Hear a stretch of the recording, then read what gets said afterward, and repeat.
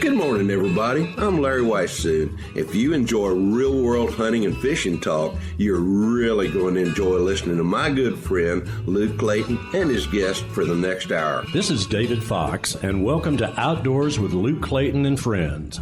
Luke has been a recognized outdoors writer for the past 3 decades and writes for a host of outdoor publications.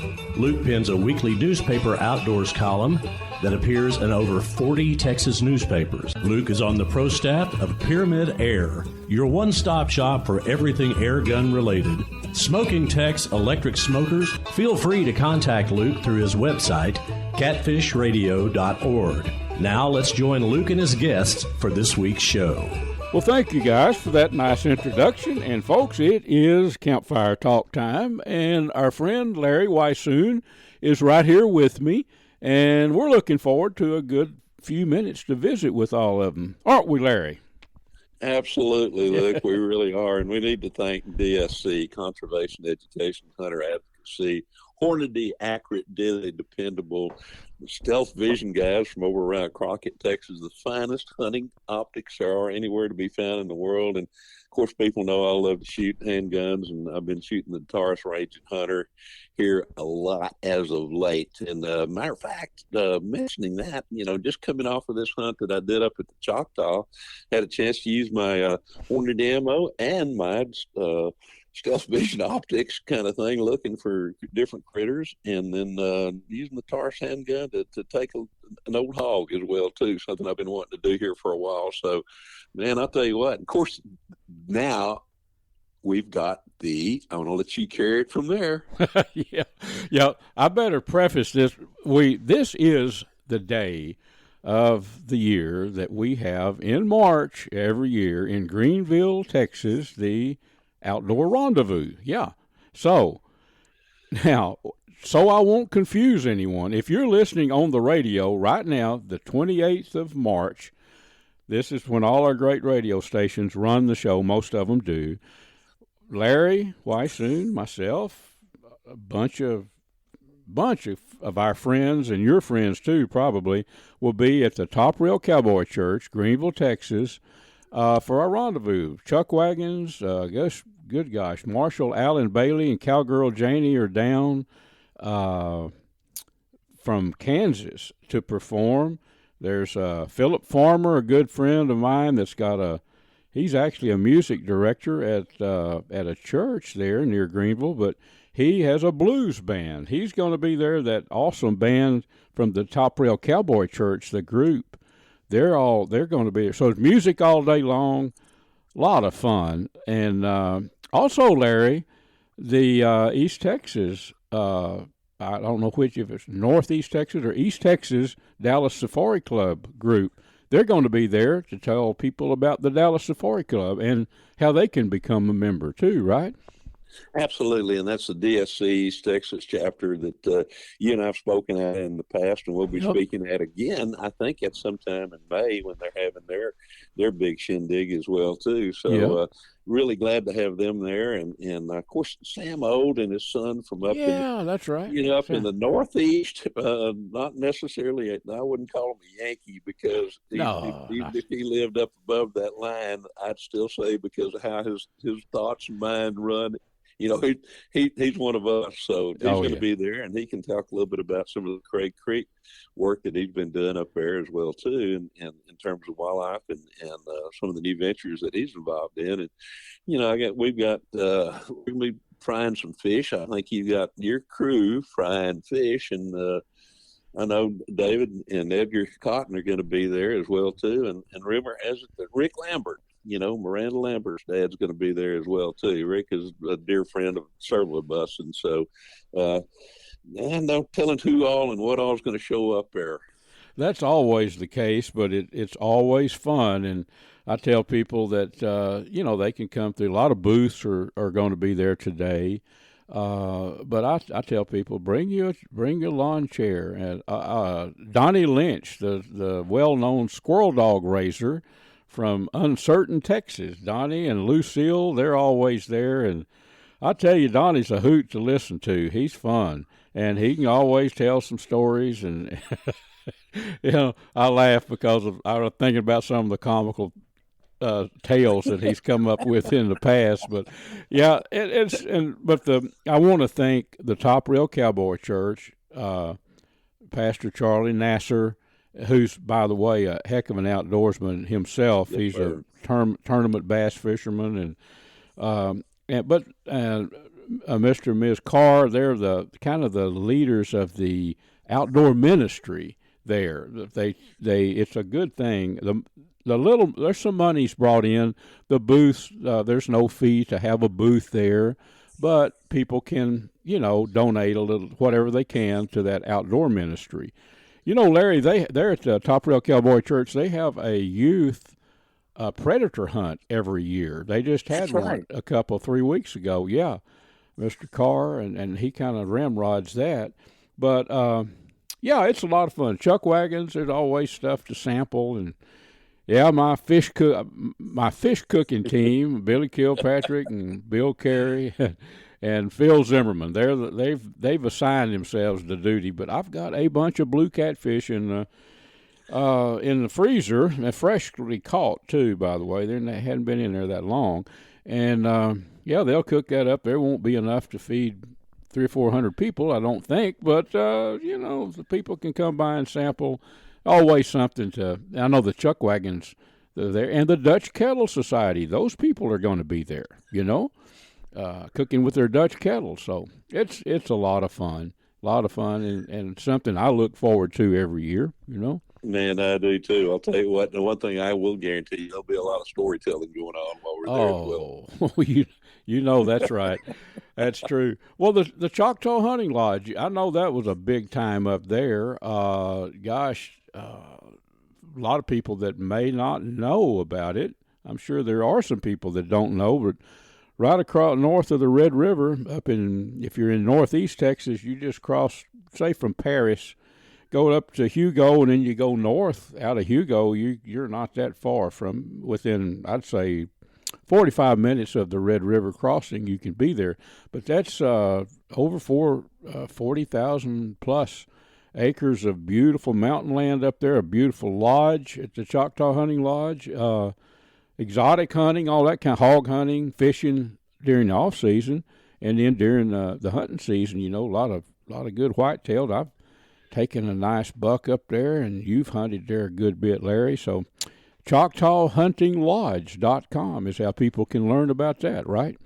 Absolutely. That's one of my favorite places on earth, quite frankly. You introduced me to them many, many years ago, and I've got to be really good friends with everybody up there. And I was there with the Aviant crew. The Aviant is the producer, or the world's largest producer of polymers, and they had some guys there from 10 Point Crossbows hunting, and had David and Edgar Cotton were up there for a couple of days as well, too. And so, and Jim Bequette, old Jim Bequette, dear friend of mine of many years, used to be the editor of Shooting Times magazine, and Yep. producer of a lot of the Guns and Ammo and all that kind of stuff, TV. And he and his friend Jim Best were up there as well, too. So, and I have to tell you, your name came up many times. Says, where is that rascal? And I said, well, he's getting ready for the rendezvous. He'll be up here the next time we come up. Yeah, I got to put stuff up after the rendezvous. It's a little bit of getting used to. We for about 7 years, me and a buddy of mine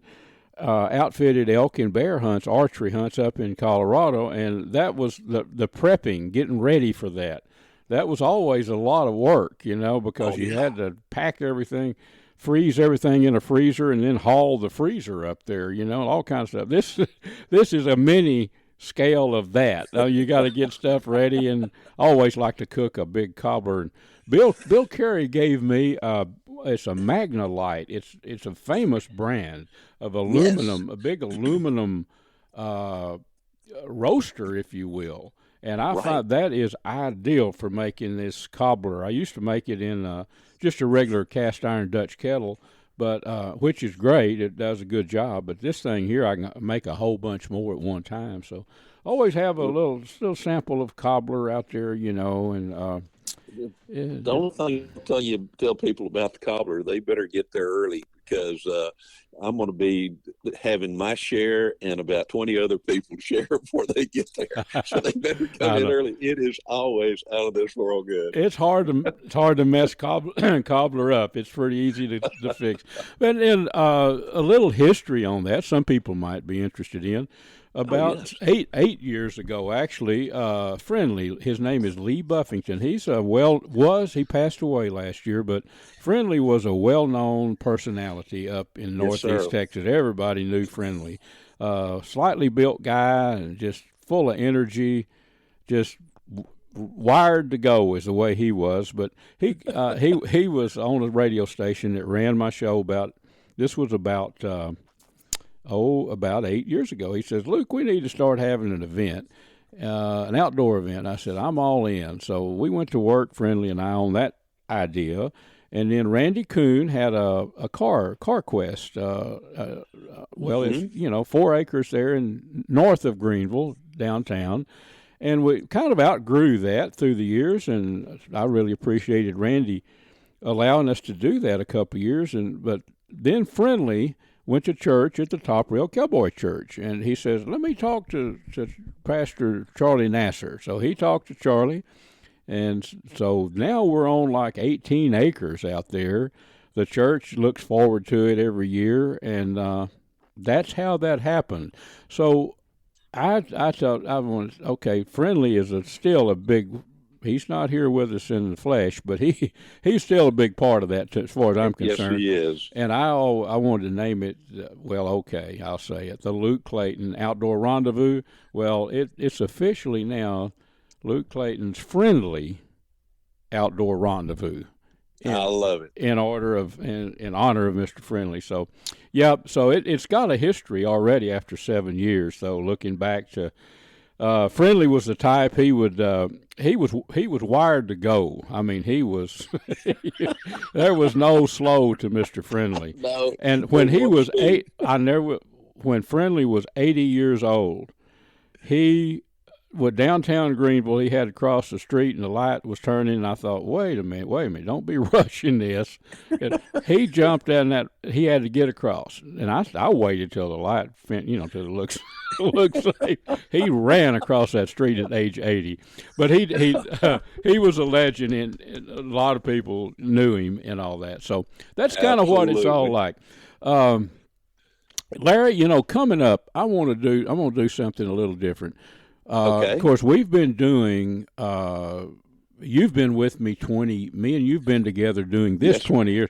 Bill Dance, I've got hours of recordings with Bill Dance. What do you say we run a blast from the past next after this with Bill Dance answering questions about fishing? I think people would enjoy that. I know I would, and I think that's a fabulous idea. Oh, okay. Well, Larry, thank you for being with us, and let's have some fun today on the 28th of March at the Top Rail Cowboy Church. Anybody that needs to know how to get there, just Google Top Rail Cowboy Church, Greenville, Texas, and it'll take you right there. Now, we'll take a little break, Larry, and then we'll be back with Bill Dance. Well, friends, Mr. Larry Weishuhn is going to tell you about the finest hunting optics that we have ever found. Luke, these are called Stealth Vision. They come from Crockett, Texas. Dr. John McCall developed them. They're 34-millimeter tubes as opposed to the narrower tubes, so more light transmission.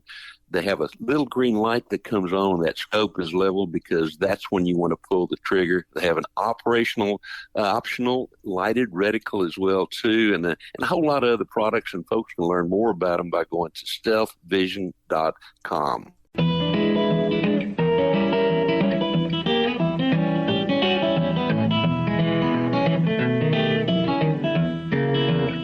Folks, if you enjoy hunting, I want to hook you up with Ultramatic Feeders. You need to know about this company. The website is ultramaticfeeders.com.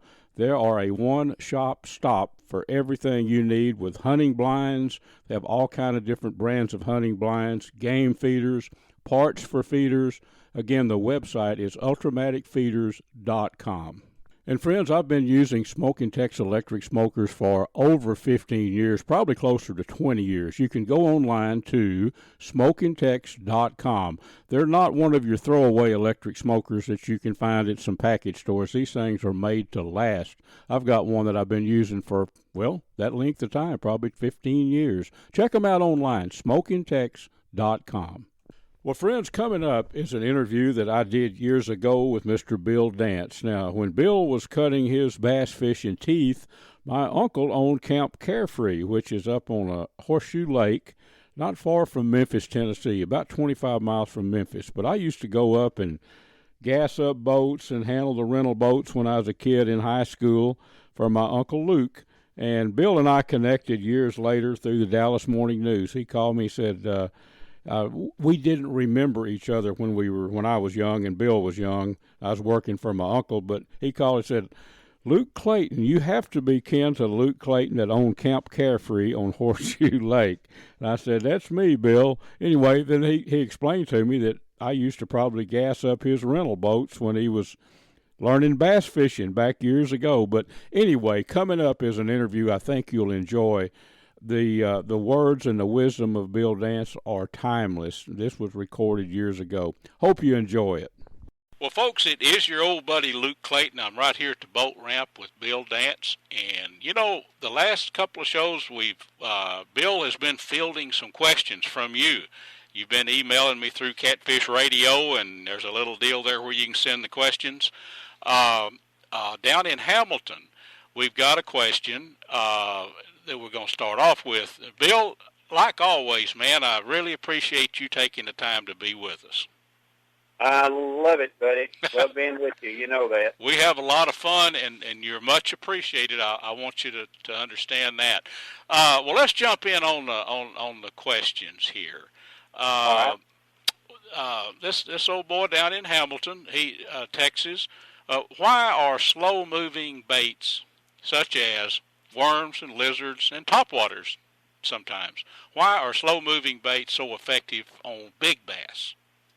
Well, you know, slow-moving baits, just like you said, like plastic worms, lizards, grubs, jig and plastic combinations, and even topwater baits, and, you know, even stop-and-go crankbaits, you know, just kind of waddle them and slow-moving crankbaits.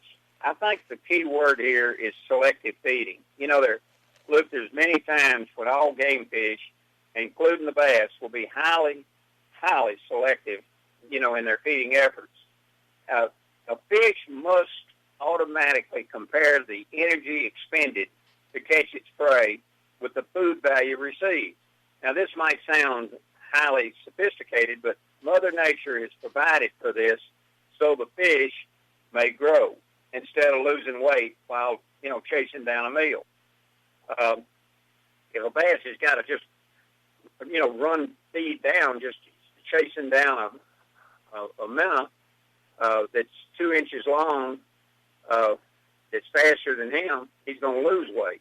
So they have to measure that to compare that energy expended to catch its prey, or it's not worth the value. So Mother Nature has provided for this so the fish may grow instead of losing weight while chasing down. For this reason, lunkers seldom chase a lure very far, and that's why a slow-moving bait with the correct presentation is more appealing and easier to catch. A big bass is not tailored to long pursuit, and that's why these slow-moving presentation baits like the worm catch so many big fish.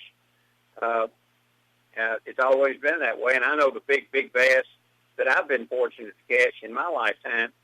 When I look back, I have caught on slow presentation type baits. Not to say that a big bass won't make a short burst of speed for a big fast-moving bait, but very seldom will they do it. Majority of big fish that I've caught in my lifetime, free-falling a spinner bait, stop and go with a crankbait, a jig and plastic combination, a plastic worm, a lizard, something moves at a slow pace has always been much more appealing and much more attractive to a big fish. You know, I guess, Bill, you know, a bass is an ambush feeder. He's got to hide and lay wait and jump out and be fast and grab it. Where I guess a species such as, well, for instance, a striped bass, a striper, or a white bass, open water, I call them open water schooling species. You know, they'll often hit a fast moving bait because I guess they make their living out in the open water chasing big schools of shad or whatever the bait fish is, right? Yeah, they're much faster fish than a big largemouth. Mm-hmm. You know, they're more tailored to fast pursuit, and they'll chase baits. But big fish, big bass, they're just not tailored to that get and go type retrieves. Right. Well, there's nothing like trying to trick a big old bass. And there's nothing to me quite as exciting, and I wished I probably could fish till I was 99 years old, and I'd never perfect it, but topwater fishing, you know. And this brings to mind a question from a guy up in Bonham, Texas, that sent in one. I keep notes on these, Bill, these questions, and then, you know, when I get you, when we're here at the boat ramp, I've got them handy, but his question was, for me to ask you, is what is meant by establishing a rhythm when you're topwater fishing? In other words, explaining what that terminology means, establishing a rhythm. Right. Well, it's the rhythm in a topwater bait that attracts bass. How you retrieve the bait determines the rhythm, and it can make a tremendous difference in your success or failure. Rhythm is determined by the length of the jerk or pull and the length of the pause. It's amplified by how loud or how quiet the bait is on the water. And once you find the rhythm that works for a given time, that's what you need to follow. Now, this is important to remember. Rhythm can change frequently during the day and from one location to another. And this is caused by water temperature changes, weather factors, and even the amount of wind on the water. There's simply no doubt about it. It's the rhythm in a topwater bait that attracts bass. It's very, very important, very, very important. And even old-timey topwater fishermen rely on this. I learned this a long time ago by some of the best topwater fishermen around that taught me it's the key to catching fish is in the rhythm of fishing topwater baits. That's how made all the difference in the world in catching or not catching fish. It is. It's so much. You know, when I was growing up in northeast Texas, my mother had an old, I never will forget, my mother and dad were rabid bass fishermen. Now, you knew my Uncle Luke, and you know picture him, and my dad was a smaller version of Luke, your old buddy, and my Uncle Luke.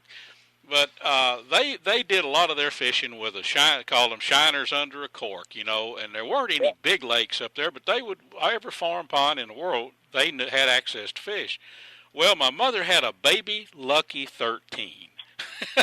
You remember those. And they're still out, I guess, and she had an old steel rod, and I bet I've crawled out broke off 1 million willow limbs retrieving that thing for her.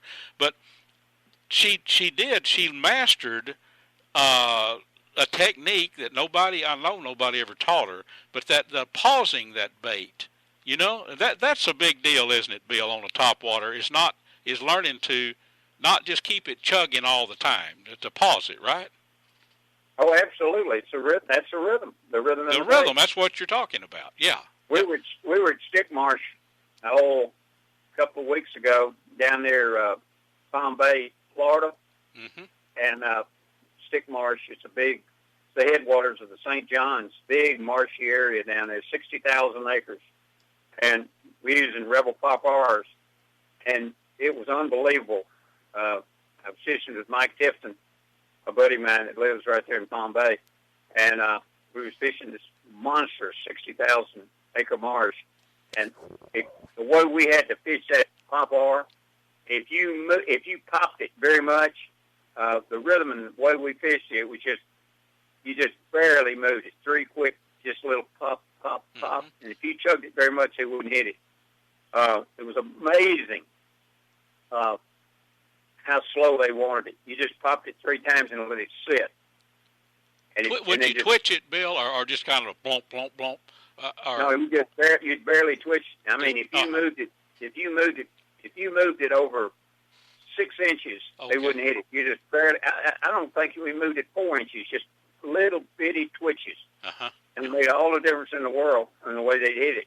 And he said, "I've never seen those fish do like they did today on that bait." And we caught 80 bass that day, and I would be willing to bet you that 75% of them hit that bait that way, just barely moving it. And you'd think that bait, you'd want to go kabloom, kabloom, kabloom with it. Yep. And that's where you'd normally fish a pop war. But you just barely popped it, just boop, boop, boop, and just let it sit, and it just boop, boop, boop. And if you moved that bait over 4 inches, they would not hit it. Isn't that wow? It was just it was amazing how they. Yeah. Well, Bill, it's about time for you to. I'll get you to give me a little OJT on the top water fishing here. I never have mastered that, and we can go fishing. Then next week, you and I'll be right back here leaning on this boat at the boat ramp, won't we? I'm ready. I'll be right here, buddy, if the good Lord's willing. That's what I'm saying too, Bill. We'll see you next week.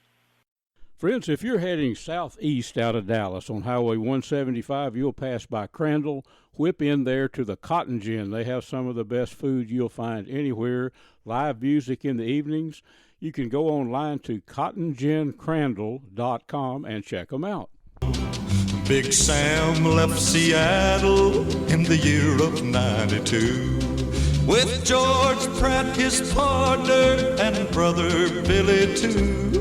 They crossed the Friends, this segment is made possible by Platinum Cadillac and Chevrolet in Terrell, Texas. Stop by and visit with my buddy Mr. Justin Rudd and his team of experts and let them put you in a new Chevy pickup or a Cadillac or whatever you might be in the market for.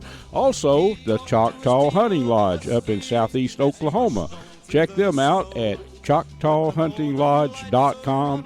Also made possible by Pyramid Air, your one-stop shop for everything airgun related. Well, folks, I hope you enjoyed that blast from the past with Mr. Bill Dance. We've got hours of recordings together from years back. But on the fishing note, let's go to Tawakoni, Lake Tawakoni. If y'all are listening to a podcast and way off somewhere, Tawakoni is about an hour, maybe a little less, east of Dallas. And my friend Tony Pennybaker has been guiding for catfish a long time. Let's talk some catfishing. We got caught up with the bass with Mr. Dance. Tony, thank you, buddy, for spending some time with me.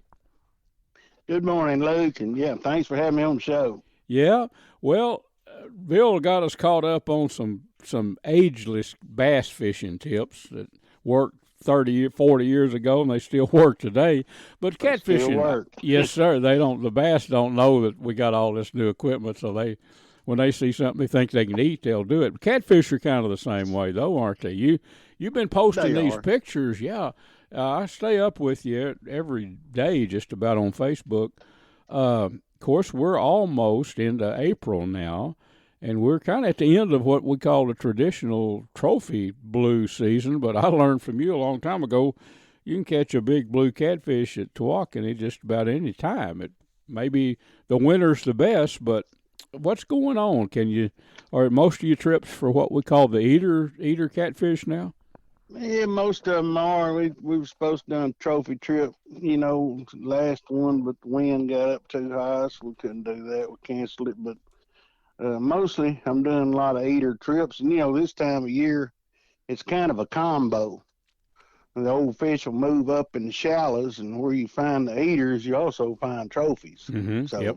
It's kind of one of them deals. Some days you'll catch more trophies up there fishing for eaters than you would if you'd went hunting for them. But just kind of like that in March, before we get into April. And then it's everything. All fish are moved shallow, channels and drum and yellow bass and everything in the world. It'll bite anything you put on there. That's So, it. Yeah. So you think, well, for some predictions or tips, for coming up into early April, which is only a week away, mid-April, more or less shallower water. Is that right? it's going to be shallow. I mean, I haven't been finding the fish in the real shallow water right now for a while. They were, but then we had a cold spell or two, and it kind of moved back out. I've been catching the most in about 6 to 9 foot of water. Mm-hmm.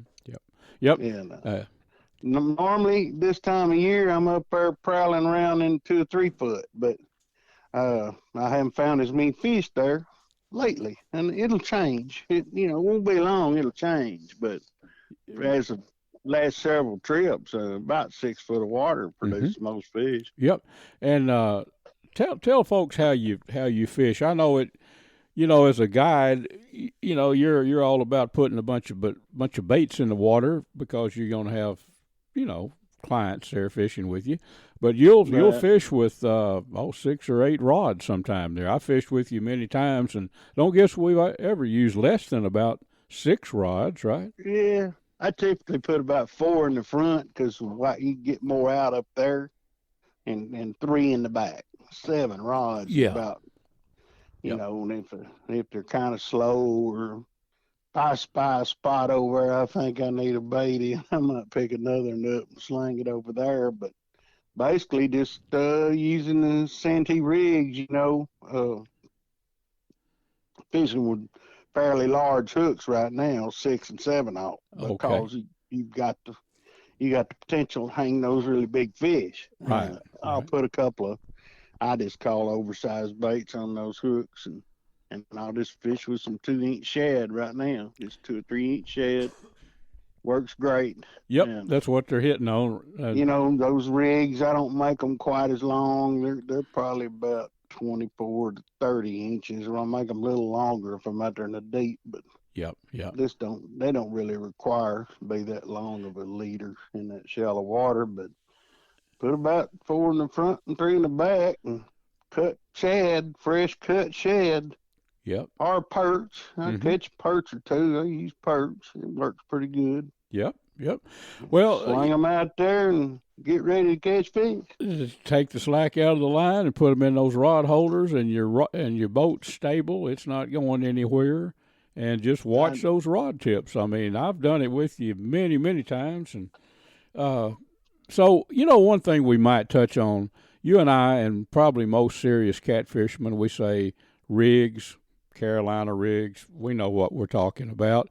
But describe that to people that might not know what a Carolina rig's all about, Well, a Carolina rig. Well, it's a sand. I guess I should explain a little better. It's a modified Carolina rig with a cork on it, which is called a Santee rig, It's called a Santee rig. Yeah, that's when you right. put a bobber on it, it's a Santee rig. Take it off, it's Carolina. I think you described it perfectly. A Carolina rig, and puts you a floater about 6 inches up from the hook, and it automatically becomes a Santee rig.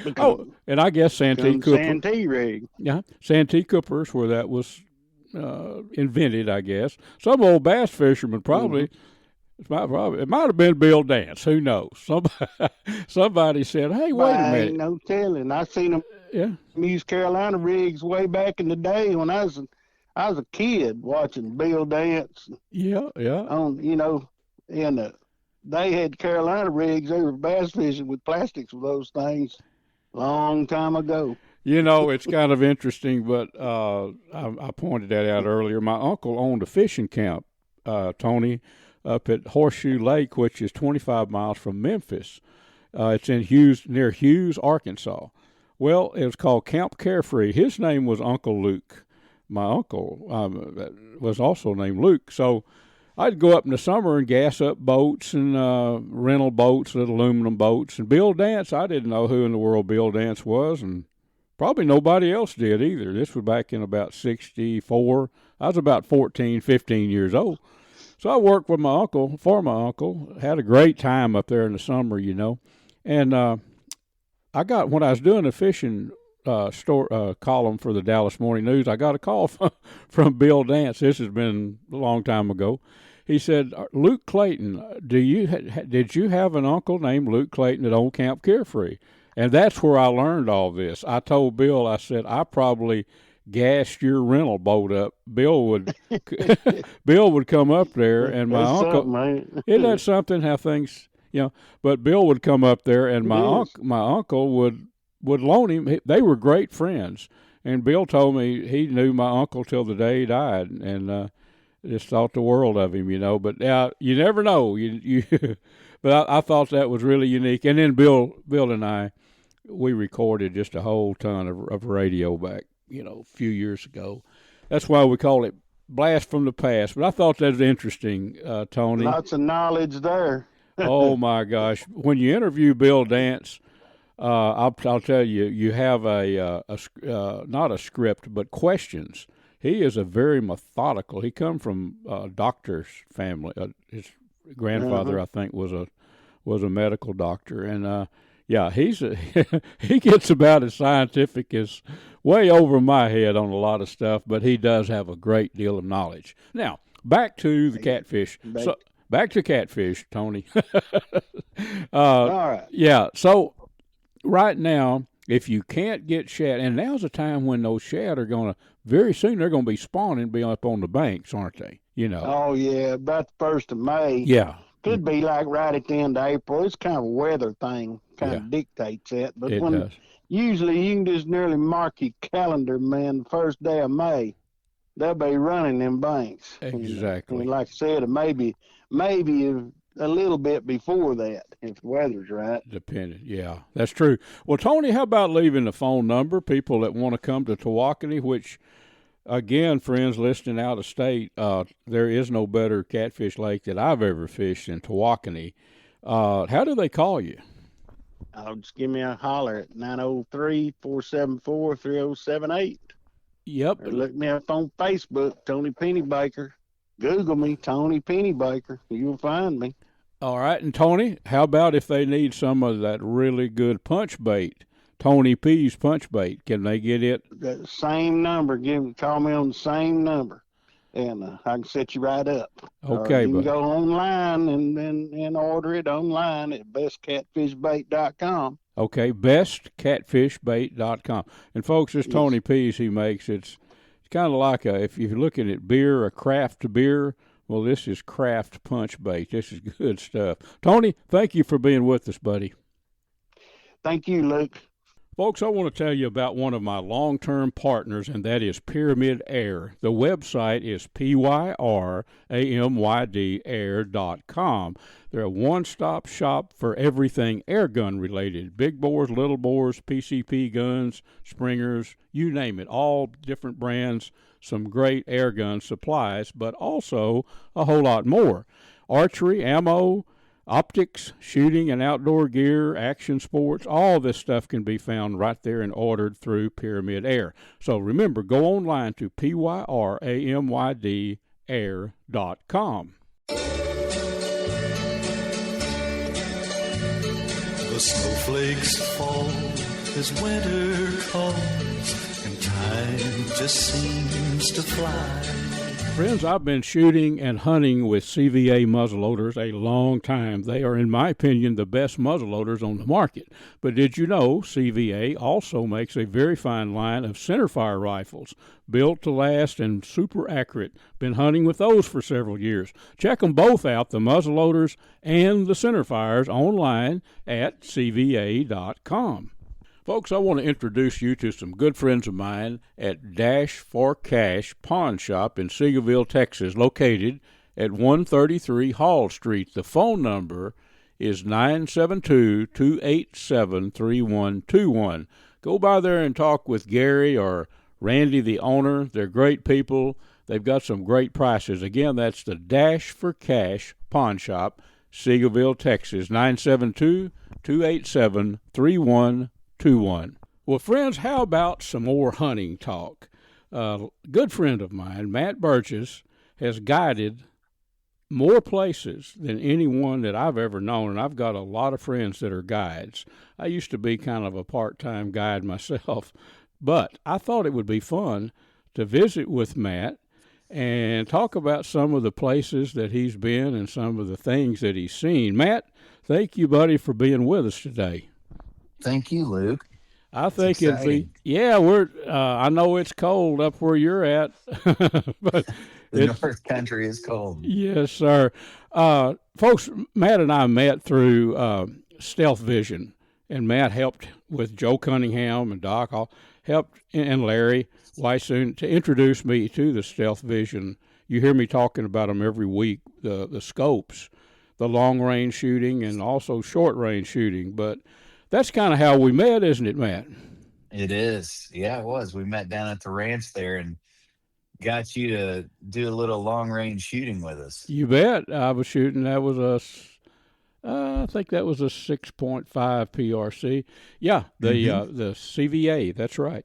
Well, you've hunted and guided. You've guided in all these countries that end in stand. I can't pronounce them all. Kyrgyzstan, whatever. Tell us the last stand and where you were and what you were hunting, Matt.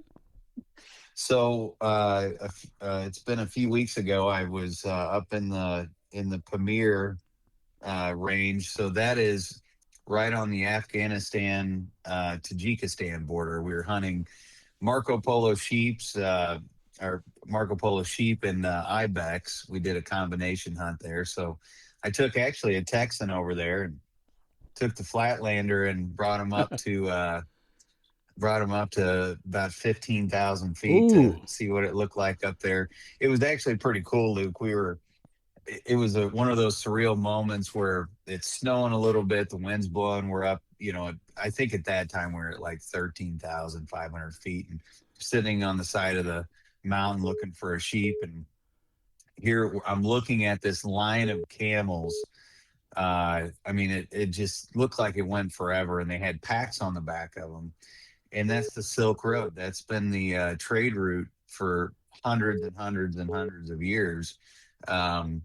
That these people still today trade spices and goods. They go all the way up to Mongolia and China and other places. And it was just kind of neat to watch that, and just a whole string of transporters hauling stuff up the road. Oh, and I'm sitting there watching them, and then I look over, and here comes this ram coming over from Afghanistan, and he was a good ram, and we put a stalk on him. And as he crossed the river into Tajikistan, the hunter, he said, "Should I go ahead and shoot him?" I said, No, don't shoot him. He'll run back over to Afghanistan. I'm not going over there. Yep. I said, we got to get him on this side of the river. And anyways, we ended up having a really good hunt and had success and got his ibex and made it back to Texas just safe and sound. It was a great hunt. So, I've read about, and I'm sure everybody, the spice route.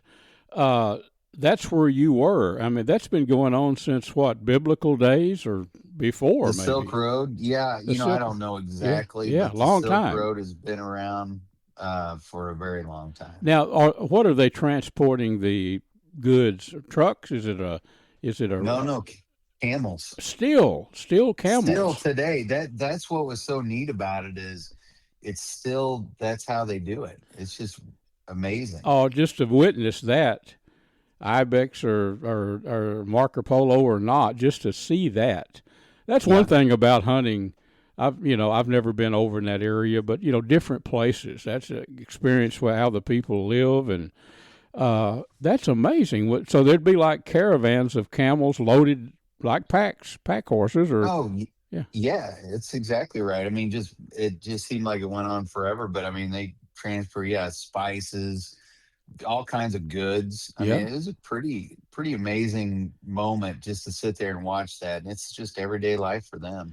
It's hard to imagine, being raised and live in the United States all these years. I'm thinking, well, okay, surely they're using trucks or whatever, but no, that's amazing. Something else that there's maybe another hunt over in that area. Was the other one for the Marco Polo? I don't want to get too far ahead of us here, but where was that one now? So that one was in Tajikistan, but we were also in Kazakhstan. We did so there's a area over there called Raha Tour, and so I was fortunate enough to be able to secure that agreement with the concession owners for the next 3 years. So those are Morale elk and ibex, mid-Asian ibex hunts, Okay. and those are super cool. Those are like imagine our Rocky Mountain elk. Our average bull there will start out at about 350 inches, so really big bulls, big bodied bulls as well. So I call them the Asian elk. So a Morale stag is in my opinion, it's just a giant elk. Uh, just looks like a big version of a Rocky. Oh man. Well, as far as I'm going to assume or guess, transportation when maybe you're hunting out of a base camp, or are you packing with horses, or how are you getting the game in and out? I guess that's my question. Yeah, so in Kazakhstan, that's typically all by horse, and they got really good horses, and I'm pretty critical about horses. They're really good horses. It's a great area. Tajikistan, we mainly we take Toyota Land Cruisers, and we get them out about as far as we can, and we just hike in on those. So it's more on foot. So it's a little more intense on foot there. But Kazakhstan, yeah, horseback, man. Jump on a horse and we just go. It reminds me a lot of the West. It feels like it. Yeah. Kind of has that very similar terrain. The creeks, they all kind of look the same. It's pretty interesting. But then all of a sudden you can jump up, to go after the ibex. So you're down, imagine an elk country like in Colorado or Montana, and then all of a sudden it's like you snap your fingers and you're up at 13.5 in the snow hunting an ibex on these rigid rocks. So the terrain's pretty cool because it jumps to that pretty quickly. You bet. I know that would be an experience. Matt, you mentioned to me you have a polar bear hunt, I think, coming up, right? I do, yeah. So a client of mine who's also a good friend, he decided he wanted to go after a polar bear and asked if I'd tag along with him. And I do a couple of those a year as far as booking those hunts. And I'm gonna go along with him and carry his bags for him is what I tell him, and he gets a good laugh out of that. And we're gonna make sure he has a good time. Well, you'd be a great man to have to tag along, if you want to put it like that. He probably knows that too. He said that the only reason I was going is to put me between the tent door and him. A polar bear. So, do you know? How will you camp? Will you camp, or how will that work? Because you're going to be up in the Arctic, up in the middle of nowhere. What kind of camp do you think you'll have? So those are, you have to hunt polar bears off of dog sled teams. You're not allowed to hunt them off anything else. But we will have we go out on the ice. It'll be on tents, and I don't think that it is on tents on the ice, but I think the accommodations are pretty comfortable. I mean, you're definitely out there. Yep. In the middle of nowhere, but it's going to be a wild adventure. I mean, I'm really excited about it. It'll be a good time to be around these guys I've built a relationship with that up there, that they just seem like they're just really good people. I'm looking forward to getting my guy up there and letting him have a really cool opportunity. Oh man. Well, a polar bear, the only polar bear I've ever seen, I'm not sure I've ever even seen one in a zoo, to be honest, but I've seen mounted ones. They are huge, aren't they? Big. Yeah, I mean, I don't know how tall, 9 foot, 10 foot tall if they were standing up. They're gonna go big. And they're going to weigh a bunch, aren't they? I don't know. What do you think a mature polar bear might, just an estimate, what they might weigh? Ooh, a mature polar bear. Well, in that area, I would say a mature polar bear is going to be, I don't know, Luke. I mean, Big as a horse. gonna Put it that way. Big as well, a they'll be horse. 1,500 pounds. Yeah. I mean, like a really big adult. Yeah. Yeah, big as a horse. Yeah. And Exactly. I've read, I don't know this, but I've read they can be somewhat hazardous to be around. I don't Well, know. it's one of the few. It's one of the few animals left on planet Earth that we're allowed to harvest is that will actually pursue humans. There's only a couple of them left that will actually seek out a human. Yeah, so it's not something you really mess around with. You take it very serious. I mean, we take all of our hunting seriously, but because that's what we do, right? We're conservationists, but in this instance, yeah, you definitely, they always say it's kind of like the old mountain lion. The old mountain lion back, when I was younger, we'd be up in the mountains and the old timer would say, well, you never have to worry about anything. You're just going to hear the last thing you're going to hear is a crack of your neck. Yeah. When they get a hold of you, because they'll sneak up on you.